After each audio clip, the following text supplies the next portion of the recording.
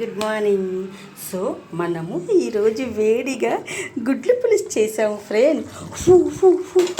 So finishing ఇచ్చేయాలి కదా, so అందుకని కొత్తిమీర వేసి ఫినిష్ చేసేద్దాం.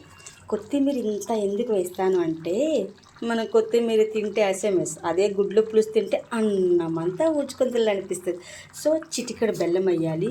సో బెల్లం అయిపోయింది, అందుకే చిటికెడు షుగర్ వేస్తున్నాం. సో బెల్లమే వేయాలి ఫ్రెండ్, అస్సలు షుగర్ వేయకూడదు. కానీ ఇప్పుడు కిందకి వెళ్ళాలంటే టైం లేదు, చూసుకోలేదు బెల్లము. సో అమ్మ నాన్న ఆవకాయ, బయట వెదరు చల్లగా, రజనీకి చిల్ల గుడ్లు పులుసు వేడిగా, ఇప్పుడు ఎప్పుడు ఎప్పటికీ బోరు కొట్టదు. ఎందుకంటే అందరిది రజనీ కిచెన్ అయిపోద్ది కదా ఫ్రెండ్. కిచెన్ అంటేనే రజనీ. ఆ కిచెన్లో చికెన్ లేకపోతే ఎట్లా ఫ్రెండ్? అప్పుడప్పుడు చికెనేనా, ఆ చికెన్ పిల్లలు కూడా ఉండాలి కదా. సో కొత్తిమీర ఎంత తిన్నా ఔషధమే ఫ్రెండ్. చూసారా, వేసినట్టే లేదు.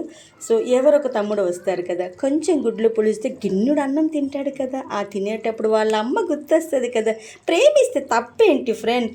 ఒక్క కోడిగుడ్డిస్తే 100 కోడిగుడ్లు మనకిస్తాడు. పిడికిడు అన్నం మనం పెడితే బస్తా బియ్యం దేవుడు పెడతాడు. అందరూ బాగుండాలి, మీ అందరి మనసు నేను ఎప్పుడు ఉండాలి ఫ్రెండ్. నెక్స్ట్ వీడియోకి వెళ్ళిపోదాం.